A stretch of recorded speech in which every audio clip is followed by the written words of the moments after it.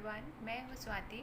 और आज 28 जुलाई के 3 एडिटोरियल्स मैंने इम्पॉर्टेंट पिक किए हैं। जो इसमें 3 एडिटोरियल्स मैंने लिए हैं उनमें सबसे पहले जो है वो है रुपी डेप्रीसिएशन के ऊपर। उसमें 7 पॉइंट्स बताए गए हैं कि रुपी क्यों गिर रहा है, उसकी जो वैल्यू है क्यों डेप्रीशिएट हो रही है।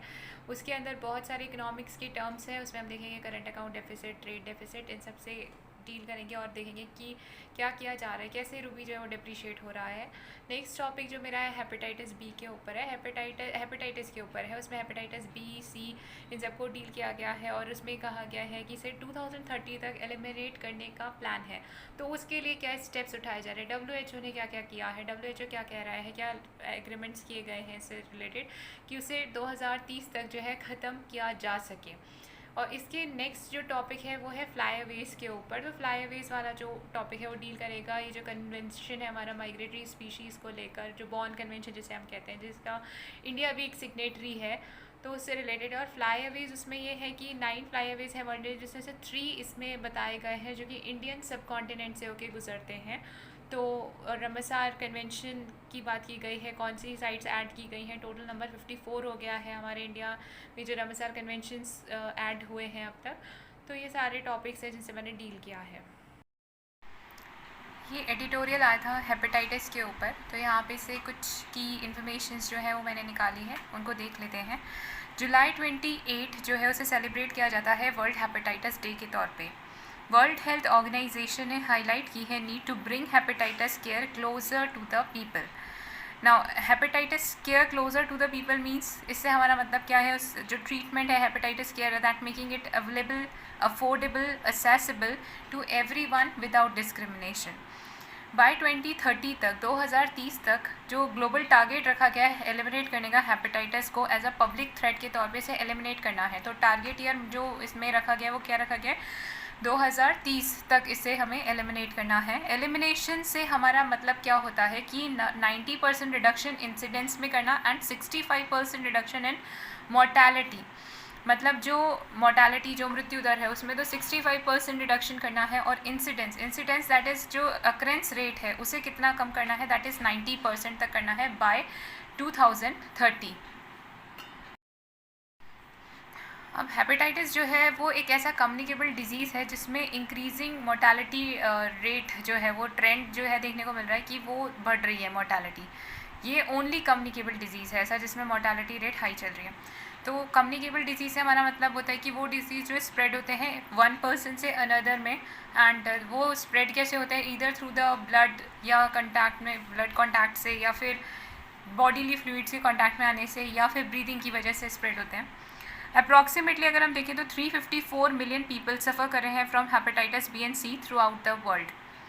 एंड साउथ ईस्ट एशिया की अगर हम बात करें तो 20% of the global morbidity burden of it hepatitis. South east Asia में जो मॉर्बिडिटी है that is 20%, and about 95% of all hepatitis related deaths are due to the cirrhosis and liver cancer caused by the hepatitis B and C virus.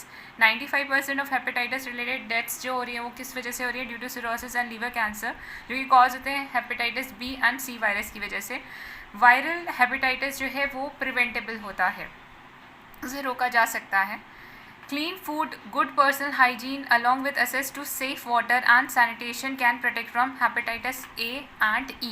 अगर हमें hepatitis A और ई से बचना है तो उसके जो कैसे रोका जा सकता है, तो आप क्लीन फूड लें, गुड पर्सनल हाइजीन रखें and safe water and sanitation, तो उससे ए और ई वाला जो हेपेटाइटिस से बचा जा सकता है। जो मेजर्स हैं to prevent hepatitis B and C need to focus on full coverage with hepatitis B and C immunization including a birth dose, also access to safe blood, safe sex and safe needle usage. तो for as far as hepatitis B and C concern, तो इसके immunisation होता है, उसको लेके immunisation programme की हम coverage बढ़ा के इनको रोक सकते हैं। गवर्नमेंट मिशन इंद्रधनुष लेके आई थी इम्यूनाइजेशन के लिए, उसके अंदर भी हेपेटाइटिस बी को रखा गया है, इम्यूनाइजेशन कवरेज के अंदर है वो। World free of hepatitis is practicable and feasible है, बिल्कुल है, इससे बचा जा सकता है। देयर आर टूल्स, इसके डायग्नोसिस है, इसके ट्रीटमेंट अवेलेबल है, प्रिवेंट किया जा सकता है, इसे एलिमिनेट किया जा सकता है। Safe 7 effective vaccine exist to prevent hepatitis B के जो मैंने बताया, जैसे कि मिशन इंद्रधनुष में हेपेटाइटिस बी को रखा गया, इम्यूनाइजेशन कवरेज से इसे रोका जा सकता है। तो if 7 effective vaccine exist to prevent hepatitis B and new powerful anti viral drugs can manage chronic hepatitis B and cure most of the cases of hepatitis C as well. Early diagnose awareness campaign have the potential. अगर हम awareness अच्छे से इसके जो programme जो hepatitis का है, इससे रिलेटेड अवेयरनेस अगर हम स्प्रेड करें तो इन एंड अराउंड हम 4.5 मिलियन प्री मेच्योर डेथ्स जो है उसे रोक सकते हैं in the low and middle income countries में बाय 2030 तक। People continue to die because of the जो कारण बन रहा है इसमें मोर्टेलिटी रेट हाई क्यों है, क्योंकि लेट डायग्नोस होता है। So people continue to die because of the late diagnose और the lack of appropriate treatment and late diagnose and lack of treatment, ये दो कारण बन रहे हैं मोर्टेलिटी हाई होने के। तो अगर अवेयरनेस स्प्रेड की जाए तो हम इसे रोक सकते हैं, जो टोल ये ले रहा है ओवर द डेथ्स उसे रोका जा सकता है। अगर हम देखें जो ट्रीटमेंट कैस्केड है साउथ ईस्ट एशिया रीजन के अंदर, तो दैट इज़ ओनली 10% लोगों को उनको पता होता है हेपेटाइटिस का स्टेटस एंड ओनली 5% जो ट्रीटमेंट के लिए जाते हैं। So of the estimated 10.5 million people with hepatitis C, just 7% know their status, of which 1/5 are on treatment. And this year World Hepatitis Day campaign is all about patching up this gap.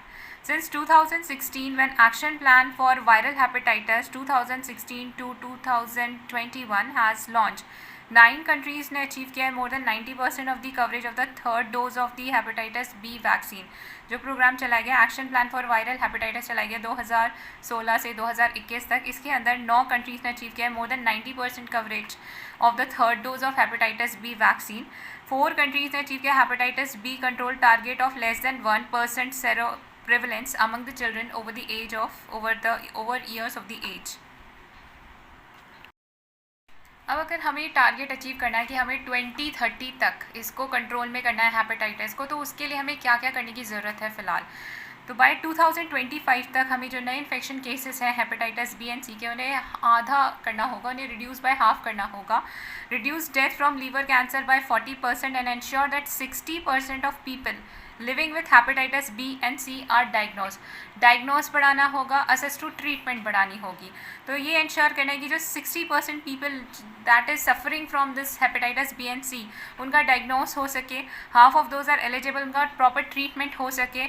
Second thing ये है कि political commitment बढ़ाने की ज़रूरत है। Political commitment से हमारा मतलब है इस क्षेत्र में फंडिंग बढ़ाने की ज़रूरत है ताकि लोगों की असेस ड्रग्स और ट्रीटमेंट जो है अफोर्ड कर सकें लोग। हमने कहा कि जा ही नहीं पता, पहले तो लोगों को उनका स्टेटस नहीं पता होता, और जिनको पता है उसकी भी जस्ट 5% ऑफ देम जो है वो ट्रीटमेंट के लिए जा पाते हैं। तो उनकी assess towards the medication towards a drug affordability वो बढ़ाने की ज़रूरत है। तो पहला तो हमारा ये हो गया कि हमारे को ये 2025 तक कंट्रोल में लाना है, मतलब हाफ करनी है रेट हमें इसकी बी और सी हेपेटाइटिस की। दूसरा पॉलिटिकल कमिटमेंट होना चाहिए, मतलब डोमेस्टिक फंडिंग जो है हेपेटाइटिस के एरिया में बढ़ाने की ज़रूरत है सो दैट लोग जो है वो ड्रग्स और डायग्नोस करवा पाए। रिड्यूस करने की ज़रूरत है इन प्राइसेस को जो है इनके ट्रीटमेंट की। एंड कम्युनिकेशन स्ट्रैटेजीज, फिर हमने कहा था अवेयरनेस भी बढ़ाने की ज़रूरत है। तो कैसे लोगों तक इसकी अवेयरनेस बढ़ाई जा सके, क्या टूल्स होने चाहिए हमारे कम्युनिकेशन के, उसको बढ़ाने की ज़रूरत है। इनोवेट करें सर्विसेज,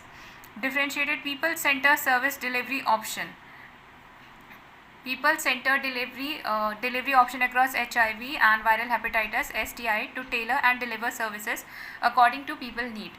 डिसेंट्रलाइज करने की ज़रूरत है हेपेटाइटिस केयर को, that is peripheral health facility, community based venues, location beyond hospital sites bring care to the patient homes। Then RAP 2022 to 2026, RAP क्या है, this is regional action plan है। ये पहली बार एक इंटीग्रेटेड रीजनल एक्शन प्लान बनाया गया है for viral hepatitis HIV and STIs 2022 से 26 तक। ये डेवलप इसने किया है, WHO ने इसे बनाया है इस रीजनल एक्शन प्लान को। इसमें क्या किया जाएगा, तो इसमें यहाँ पे इंश्योर किया जाएगा कि कैसे हमें जो हमारे लिमिटेड रिसोर्सेज हैं उनका बेस्ट पॉसिबल यूज़ कैसे किया जाए, उनका कैसे इफेक्टिव एफिशिएंट यूटिलाइजेशन किया जाए रिसोर्सेज का फॉर द जो भी अवेलेबल है रीजन में, and will guide the countries to adopt a person centred approach को अपनाया जाए rather than the disease specific one. Next editorial heading थी फ्लाई अवे, एंड ये देख लेते हैं इसमें क्या था। तो यहाँ पे इंडिया की 5 वेटलैंड्स को रमसार रिकग्नाइजेशन दिया गया है। इन 5 के ऐड होने के बाद टोटल नंबर जो हो गया है वो 54 साइट्स हो गई हैं रमसार इंटरनेशनल के, रमसार रिकग्नाइजेशन वाली इंडिया के अंदर, that is wetland of international importance. और ये सबसे ज़्यादा है साउथ एशियन कंट्रीज़ में। साउथ एशियन कंट्रीज़ अगर हम कंपेयर करें तो सबसे ज़्यादा इंडिया में है, that is the number is 54।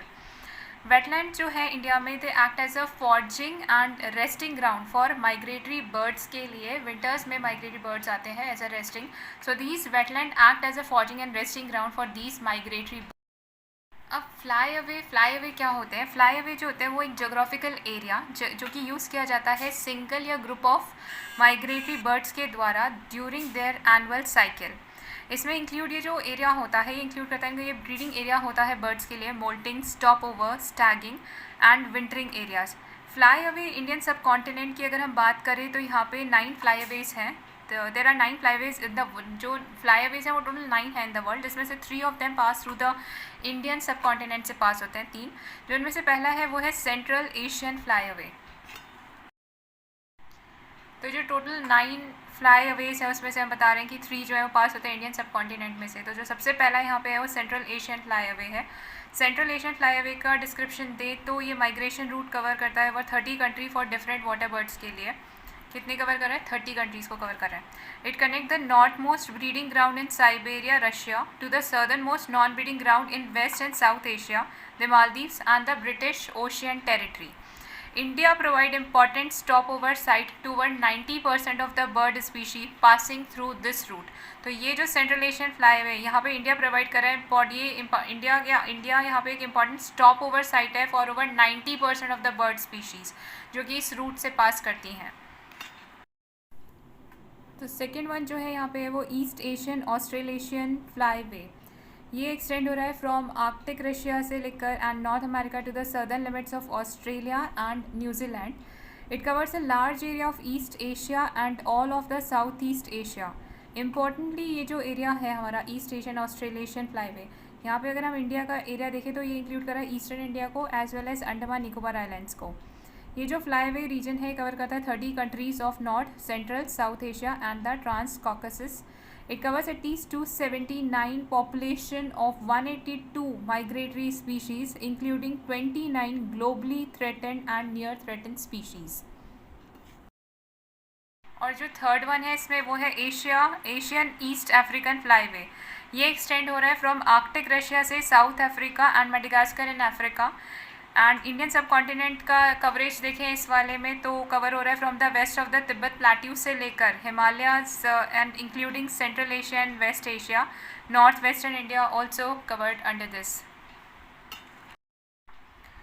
ये जो CMS कन्वेंशन है एज अ ओनली ग्लोबल, ये एकमात्र ऐसा कन्वेंशन है जो माइग्रेटरी स्पीशीज़ के ऊपर है।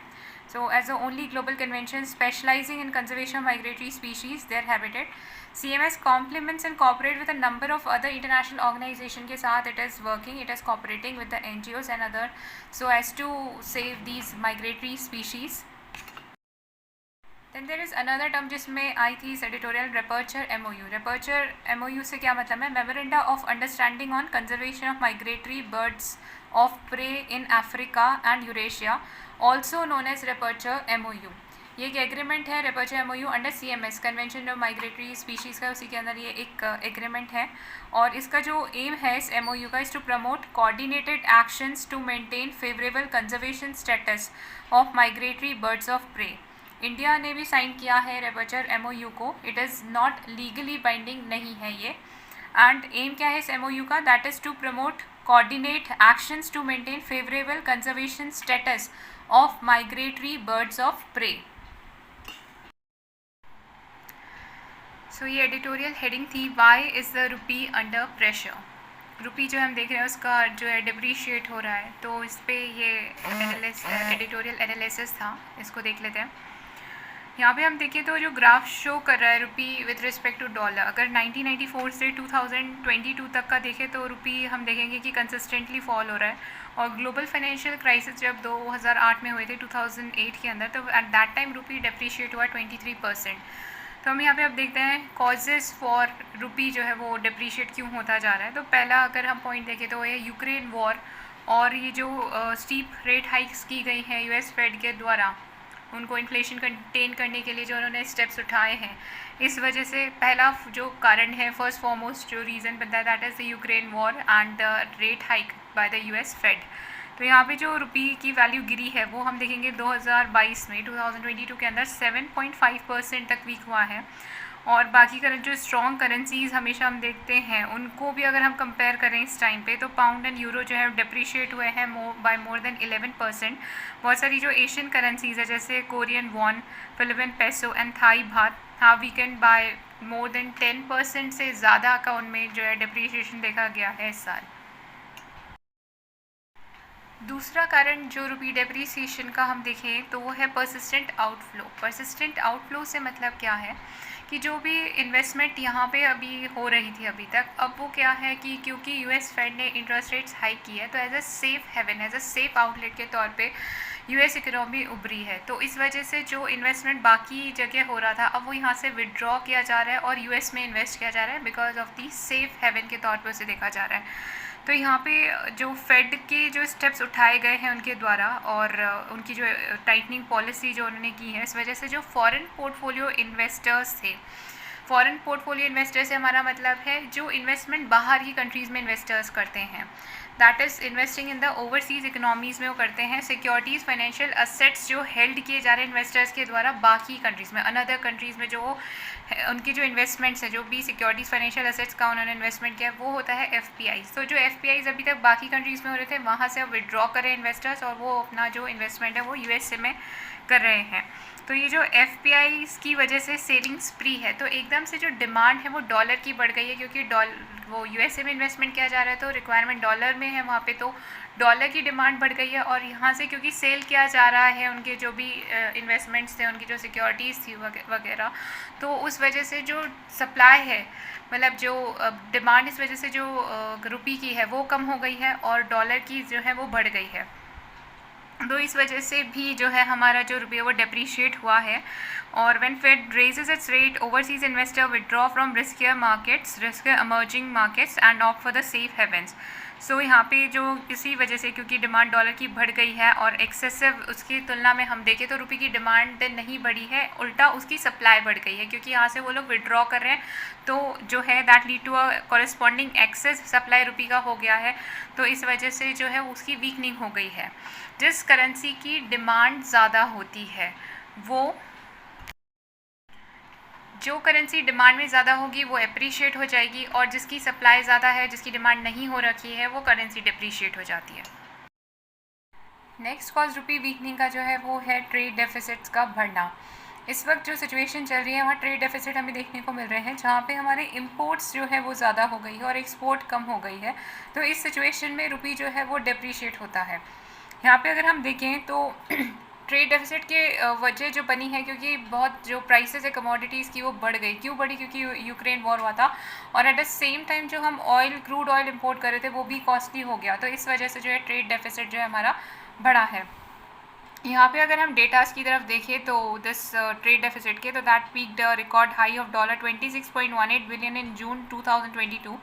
Import growth outpace that of export, while export rose, जो हमने एक्सपोर्ट का अगर देखें तो 23% उसमें राइज हुआ है, तो जो हमारा इंपोर्ट है वो 58% तक बढ़ गया है उसके मुकाबले। एंड इन जून में अगर हम देखें तो and first quarter of this financial year 23 the trade deficit balloon to $70 billion compared with $31 billion in the 22। जो नेक्स्ट डेप्रीसिएशन की वजह बन रही है वो बढ़ता हुआ हमारा जो करंट अकाउंट डेफिसिट्स है वो पिन पॉइंट कर रहा है। करंट अकाउंट डेफिसिट की बात करें तो इसमें क्या होता है कि एवरी डे हम कुछ इंपोर्ट करते हैं फॉरेन सर्विसेज और गुड्स को, और कुछ डोमेस्टिक सर्विसेज जो है उनका एक्सपोर्ट किया जाता है। It's by the firms, it's by the government के द्वारा किया जाता है। एंड इस पूरे ट्रांजैक्शन में हमें जो है रिक्वायरमेंट होती है, हम दो करेंसीज़ की बात करेंगे जब हम एक्सपोर्ट और इम्पोर्ट कर रहे हैं, तो या तो हम करेंगे हमें फॉरेन करेंसी डिमांड होगी, या हम डिमांड होती है ऑफ आर इंडियन रुपी। तो इस पूरे ट्रांजैक्शन के अंदर जो हमारी जो करेंसी की वैल्यू है, एक्सचेंज रेट, वो तय होती है। So this transaction decide the exchange rate of rupee vis to that of the foreign currencies. तो जब हम कह रहे हैं कि हमारे ट्रेड डेफिसिट्स बढ़ रहे हैं, मतलब हम इम्पोर्ट ज़्यादा कर रहे हैं, एक्सपोर्ट कम कर रहे हैं, तो ट्रेड डेफिसिट की वजह से जो हमारा करंट अकाउंट डेफिसिट है वो डिटीरियोरेट हो रहा है। यानी कि मतलब इट्स सेल्फ पिन पॉइंट हो रहा है कि हम इम्पोर्ट ज़्यादा कर रहे हैं और हमारी जो स्पेंडिंग है on services, we are spending more on services overseas and exporting less, earning less through the remittances. तो इसकी वजह से जो है हमारी जो डिमांड है that is which in turn creates more demand because we are spending more on the services from outside. तो हमारी जो डिमांड है डॉलर की वो बढ़ गई है, तो इस वजह से भी हमारा जो करेंसी है वो वीकन हुआ है। नेक्स्ट वजह जो है म्यूटेड एक्सपोर्ट्स। वैसे तो अगर हमारी करेंसी डेप्रीशिएट होती है तो वो एक्सपोर्ट्स को कॉम्पिटिटिव बनाती है, तो इस वक्त जो है एक्सपोर्ट्स बढ़ने चाहिए। वैसे तो अगर हमारी करेंसी डेप्रीशिएट हो रही है तो क्योंकि हमारे जो प्रोडक्ट्स हैं उनकी जो वैल्यू है कम हो गई है, तो बाहर के जो मार्केट हैं, जो बाहर के लोग हैं वो उसे परचेज़ कर सकते हैं, उनके लिए वो जो है वो लेस कॉस्टली पड़ता है। लेकिन डिस्पाइट ऑफ द डेप्रीसिएशन हमारा एक्सपोर्ट जो है वो नहीं बढ़ा। इसके पीछे कारण क्या है कि जो रिसेशनरी सिनेरियो पूरे वर्ल्ड में चल रहा है, तो इस वजह से हमें कोई एजेस नहीं मिली हैं एक्सपोर्ट को लेकर डिस्पाइट ऑफ सच सिनेरियो, क्योंकि एक्सपोर्ट जो है ग्लोबल डिमांड पे डिपेंड करता है। इस वक्त ग्लोबल डिमांड कम हो रखी है। अगर हम देखें जून में तो India exported $40 billion worth of the goods, sequentially a rise of just 3% with the slowing global economic growth and looming recession fears. So a depreciating currency here not helping us, which otherwise would have helped had at least partially bridged this widening of the trade deficit. Next वजह जो है वो है हमारा rising import bill. हम ये देख रहे थे कि अगर हमारी करेंसी डेप्रिशिएट होती है तो हमारे एक्सपोर्ट्स बढ़ने चाहिए थे, लेकिन ग्लोबल डिमांड नहीं है, रिसेशन चल रहा है, इसलिए हमारे एक्सपोर्ट्स तो नहीं बढ़े। लेकिन डेप्रिसिएशन की वजह से हमारा जो इम्पोर्ट बिल है वो तो बढ़ना ही था। लेकिन इसमें ये एक चीज़ और है यहाँ पे कि हमारी क्योंकि करेंसी वीक है तो हमारे जो एक्सपोर्ट तो बूस्ट हुए नहीं और इम्पोर्ट्स हमें एक्सपेंसिव वैसे ही पड़ रहे हैं बिकॉज ऑफ दिस डेप्रिसिएशन। यहाँ पे जो इंडिया प्राइमरली हम इम्पोर्ट कर रहे हैं वो क्रूड ऑयल, फर्टिलाइज़र और गोल्ड कर रहे हैं। Despite of the high inflation with respect to these items, मतलब क्रूड ऑयल, फर्टिलाइज़र, गोल्ड हमें बहुत महंगा पड़ रहा है इम्पोर्ट करना, इनकी वजह से हमारा जो इम्पोर्टिंग बिल है वो जो है इन्फ्लेट होता जा रहा है। लेकिन ये प्राइस इन इलास्टिक प्रोडक्ट्स हैं। प्राइस इन इलास्टिक से मतलब यहाँ पे है कि अगर इनकी प्राइस बढ़ भी रही है तो भी उतनी ही डिमांड बनी हुई है। प्राइस राइज होने से इनकी डिमांड कम हो ऐसा नहीं हुआ है। So these four are the price inelastic things. So goods for which the demand remains largely unchanged despite price rise.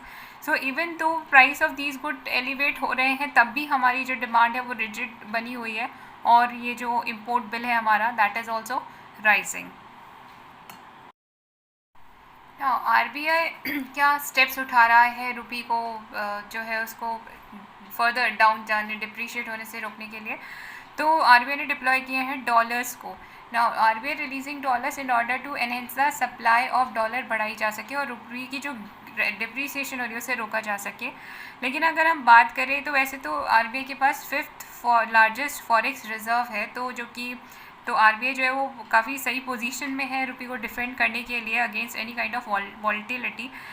But जो रिज़र्व अभी हम देखें तो हमारे पास जो इनफ है दैट इज़ जस्ट वो फाइनेंस कर सकते हैं, उससे 9.5 मंथ्स ऑफ इम्पोर्ट्स को ही हम फाइनेंस कर सकते हैं as compare with the 19 months of import over in the June 2021 में जो था। So that is also creating tensions now. तो इस एडिटोरियल में 3 टर्म्स हम के क्रॉस हुए हैं इससे जो कि इम्पॉर्टेंट है, जो हमें पता होनी चाहिए। तो current account deficit, then trade deficit and foreign portfolio investment. तो करंट अकाउंट डेफिसिट की अगर बात करें तो वो क्या है कि जो इंडियन एंटिटीज़ हैं जैसे कि फर्म्स या गवर्नमेंट, वो इंपोर्ट कर रही है फॉरेन गुड्स या सर्विसेज को, या एक्सपोर्ट कर रहे हैं डोमेस्टिक गुड्स एंड सर्विसेज का हम एक्सपोर्ट करें या फिर हम कुछ इंपोर्ट करें। तो या हम इन्वेस्टमेंट रिसीव कर रहे हैं बाहर से या हम खुद इन्वेस्टमेंट कर रहे हैं बाहर। तो इस पूरे ट्रांजैक्शन प्रोसेस में हमें डिमांड रहती है फॉरेन करेंसीज़ की से डॉलर। अगर हम कुछ इंपोर्ट करें यूएसए से तो हमें डॉलर चाहिए, और with same logic we require the demand for the Indian currency. तो इस पूरे ट्रांजैक्शन में डिसाइड होती है exchange rate of the rupee versus to that of the foreign currency. तो डेफिसिट बैड है या गुड, अगर हम वो डिसाइड करें तो उसको देखना है कि वो किस तरीके से किया जा रहा है। से if the deficit reflects an excess of import over export, अगर हमारा इम्पोर्ट ज़्यादा एक्सपोर्ट के मुकाबले, तो ये इंडिकेटिव है कॉम्पिटिटिवनेस प्रॉब्लम का। But because current account deficit also employs an excess of investment over saving, then and if it points towards the excess of investment or over the saving, then it points toward the high productive growing economy. If deficit reflects low saving rather than high investment, so it could be caused by reckless fiscal policy or consumption binge, reflect intertemporal trade because of temporary shock or shifting demographics. हम अगर हमारे बात करें जो context में, तो Indian context में कि जो करंट अकाउंट डेफिसिट बढ़ रहा है, तो उसके पीछे जो वजह है क्यों बढ़ रहा है हमारा करंट अकाउंट डेफिसिट, तो क्योंकि हमारा ट्रेड डेफिसिट बढ़ रहा है, इसलिए हमारा करंट अकाउंट डेफिसिट बढ़ रहा है। और ट्रेड डेफिसिट नेक्स्ट अब हमारी यहाँ पे जो है वो ट्रेड डेफिसिट है। ट्रेड डेफिसिट की बात करें तो it occurs when a country import exceed it's export, मतलब इम्पोर्ट हमारे ज़्यादा है और एक्सपोर्ट हमारा कम हो रखा है, तो ये इसे जो ट्रेड डेफिसिट को एक टर्म और यूज़ करते हैं, इसके लिए हम negative balance of trade. And balance जो है वो कैलकुलेट किया जाता है गुड्स एंड सर्विसेज में, इंटरनेशनल ट्रांजैक्शंस पे, current account, capital account and financial account पे। ट्रेड डेफिसिट जो है वो एक कंट्री के अंदर अगर हम ट्रेड डेफिसिट देख रहे हैं, तो that points towards a lack of efficient capacity to produce, क्योंकि हम इम्पोर्ट कर रहे हैं तो obviously because we are not making that goods, तभी हमें इम्पोर्ट करने पड़ रहे हैं वो। तो if lack of efficient capacity इसका एक कारण है to produce its own product. अब क्यों नहीं प्रोड्यूस कर पा रहे हैं, चाहे वो स्किल सेट की कमी है या हमारे पास रिसोर्सेज नहीं है टू क्रिएट द कैपेसिटी, और ड्यू टू अ प्रेफरेंस, या फिर 3 वजह, तो हमारे पास स्किल नहीं है, या हमारे पास रिसोर्स नहीं है, या प्रेफरेंस टू एक्वायर कि हम बाहर की कंट्री से उसे ले लें। क्यों ले लें? फॉर लोअर कॉस्ट पड़ रही है और to acquire the luxuries. And next one is the foreign portfolio investment. Next हम जो इस एडिटोरियल में थी वो थी फॉरेन पोर्टफोलियो इन्वेस्टमेंट। तो फॉरेन पोर्टफोलियो इन्वेस्टमेंट में हम इन्वेस्ट करते हैं ओवरसीज़ इकोनॉमी में, बाहर जाके इन्वेस्ट करना। तो इट इंक्लूड, इसमें जो इन्वेस्टमेंट होती है सिक्योरिटीज़ के तौर पे, फाइनेंशियल एसेट्स में करना। इन्वेस्टर्स जो है वो सिक्योरिटीज़ ले रहे हैं, फाइनेंशियल एसेट्स ले रहे हैं इन अनदर कंट्री। यहाँ पे जो सिक्योरिटीज़ होती हैं वो किस फॉर्म में होती हैं, that is American depository receipt, then bonds, debts जो कि कंपनीज इशू कर रही हैं और फॉरेन गवर्नमेंट कर रही है, mutual funds, ETF that invest in the assets abroad और ओवरसीज। FPI जो है that is this foreign portfolio investment is a part of countries capital account का हिस्सा होता है एंड शो किया जाता है बैलेंस ऑफ पेमेंट में। इन्वेस्ट कौन कर सकता है फॉरेन पोर्टफोलियो इन्वेस्टमेंट के तौर पे? तो इंडिविजुअल इन्वेस्टर्स जो कि इंटरेस्टेड है अपॉर्चुनिटीज़ में बाहर की कंट्रीज़ की, and it does not give, इसमें उन इन्वेस्टर्स को डायरेक्ट ओनरशिप नहीं मिलता है कंपनी एसेट्स का। अगर हम इसकी एडवांटेजेस देखें क्या रहती हैं फॉरेन पोर्टफोलियो इन्वेस्टमेंट की, तो ये फीजेबल रहता है रिटेल इन्वेस्टर्स को, क्विक रिटर्न्स इसमें मिलते हैं, इन्वेस्टमेंट को लेकर क्विक रिटर्न रहता है यहाँ पे, और ये काफ़ी लिक्विड होता है। लेकिन अगर इसके नेगेटिव एस्पेक्ट्स की बात करें, तो क्योंकि ये हाईली लिक्विड होता है तो ये कभी भी विड्रॉ कर लेते हैं, और इस तरीके से जो इकोनॉमी है वो जो है पेरिलियस सिचुएशन में आ जाती है because of the easy freights unlike the FDIs। Then यहाँ पे डायरेक्ट कंट्रोल मैनेजमेंट नहीं होता इन्वेस्टमेंट में, वॉलेटाइल होते हैं and cause of economic disruptions.